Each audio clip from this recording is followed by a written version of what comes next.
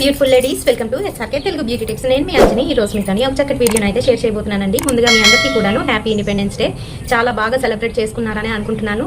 మేము కూడా చాలా బాగా సెలబ్రేట్ చేసుకున్నాము ఈ రోజు. అయితే వీడియోలోకి అయితే వెళ్ళిపోదాము. ఈ రోజు వీడియోలోని thumbnail చూసారు కదా, మరి ఎటువంటి వాటర్ మన హెయిర్ కి తగిలినట్లయితే మన జుట్టు త్వరగా పండిపోతుంది అనేది తెలుసుకోండి.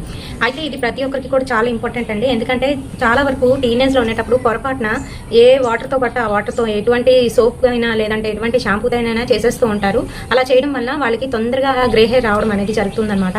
ఈ గ్రే హెయిర్ అసలు ఎందుకు వస్తుంది, దీన్ని ఎలా నివారించాలి, ముందుకి టీనేజ్ లోనే స్టార్ట్ అయిపోతుంది, అది అసలు ఎందుకు వస్తుంది అనే దాని గురించి వీడియోలో అయితే చెప్పబోతున్నాను. కనుక వీడియోని ఎక్కడ కూడా స్కిప్ చేయకుండా చూడండి. ఇంకా మన ఛానల్ ఎవరైనా కొత్తగా చూస్తున్న వాళ్ళు ఉంటే తప్పకుండా మన ఛానల్ని సబ్స్క్రైబ్ చేసుకోండి. మీరు సబ్స్క్రైబ్ చేసుకోగానే పక్కన ఒక బెల్ ఐకాన్ కూడా వస్తుంది, అది కూడా హిట్ చేసినట్లయితే నేను పెట్టే ప్రతి వీడియో నోటిఫికేషన్ మీ వరకు వచ్చేస్తుందండి. ఇప్పుడు ఇంకెందుకు ఆలస్యం, లేట్ చేయకుండా వీడియోలోకి వెళ్ళిపోదాం.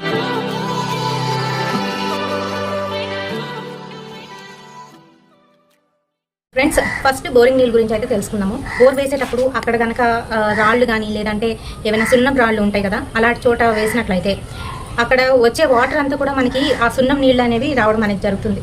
సో ఆ వాటర్తో తలస్నానం చేసినట్లయితే హెయిర్ ఫాల్ అనేది అవుతుంది. ఇంకా అలాగే కొళాయి నీళ్ళు, మున్సిపాలిటీ కొళాయి వాటర్ వస్తుంది మనకి. ఆ వాటర్ ఎక్కడి నుంచి వస్తుంది అని అంటే ఈ రిజర్వాయర్స్ నుంచి వస్తుంది. సో అక్కడి నుంచి వచ్చే వాటర్ అనేది ఒక్కొక్కసారి బురద వలన కలుషితం అయిపోయిన అలాంటి వాటర్తో మనం తలస్నానం చేసేటప్పుడు ఏమవుతుందనంటే చుండ్రు పడుతుంది, ఇంకా అలాగే జుట్టు ఊడిపోవడం కూడా జరుగుతుంది. ఇప్పుడు మూడోది వచ్చేసి చాలా మందికి తెలియని విషయం ఏంటంటే ఉప్పు నీళ్ళు. చాలా మందికి ఏంటంటే అక్కడ కిందన అంటే బోర్వెల్ వేయించిన దగ్గర లేదంటే ఇలాగా నూతి నీళ్ళు వాడుతూ ఉంటారు. అక్కడ ఏంటంటే ఉప్పు నీళ్లు వస్తూ ఉంటాయి అనమాట. ఇలాంటి ఉప్పు నీళ్లు వాడితే గనక తొందరగా జుట్టు పండిపోవడం అనేది జరుగుతుంది. చాలా మందికి తెలియని విషయం ఇది, అందుకే చెప్తున్నాను. నేను వాటర్తో మనము హెడ్ బాత్ చేస్తే మనకి ఎటువంటి ప్రాబ్లమ్స్ వస్తాయి అనేది చెప్తున్నానండి. అలాగే చాలా మందికి ఏంటంటే జుట్టు ఊడిపోవడం, పండిపోవడం, ఇంకా రఫ్ అయిపోవడం ఇలాంటివి కూడా జరుగుతుంటాయి. కెమికల్స్ కనుక మిక్స్ అయినట్లయితే ఈ ప్రాబ్లం అయితే వస్తుందన్నమాట. బ్లీచింగ్ అలాంటివి ఏమైనా పడినట్లయితే జుట్టు ఊడిపోవడం అనేది, రఫ్ అయిపోవడం అనేది జరుగుతుంది. సో ఈ రకంగా మనకైతే చాలా ప్రాబ్లమ్స్ అనేవి వస్తూ ఉంటాయి. నూతి నీళ్లు మనం వాడుతున్నాం అనుకోండి, అప్పుడు ఏంటంటే మనం కొంతవరకు దాన్ని రెక్టిఫై చేసుకోగలుగుతాం. ఎలా అంటే నూతిలోని ప్రతి 6 నెలలకు ఒకసారి మనము స్పటిక ఉంటుంది కదండి, తెల్లటి స్పటిక బయటన అయితే అమ్ముతూ ఉంటారు. మనం అందరి షాపుల్లో చూస్తుంటాం. ముందునైతే దిష్టి పోవడానికి అయితే పెడుతూ ఉంటారు. అది ఏం చేస్తుందంటే కంప్లీట్గా నెగిటివ్ ఏదైతే ఉంటుందో దానిలోకి తీసుకుంటుంది, దానిలో ఉన్న పాజిటివ్ని బయటకు వదులుతుంది. అదేవిధంగా వాటర్లో వేస్తే ఏమవుతుందంటే అందులో ఉన్న కలుషితాలన్నింటినీ కూడా అది లాగేస్తుందండి. అండ్ అలాగే నీటిని శుద్ధి చేస్తుంది.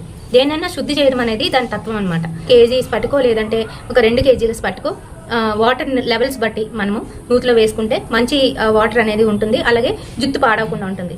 అలాగే చెప్పాను కదా, ఎవరికైతే ఉప్పు నీళ్లు వస్తున్నాయో అటువంటి వాళ్ళు ఏం చెయ్యాలి, పువ్వు రెక్కలు అంటే రోజ్ పెటల్స్ చక్కగా వేసేసి అలా వదిలేసేయండి. వదిలిన తర్వాత ఏమవుతుందంటే ఈ రోజ్ పెటల్స్ ఏవైతే ఉన్నాయో అందులో ఉన్న ఉప్పుని పీల్చుకోవడం అనేది జరుగుతుందన్నమాట.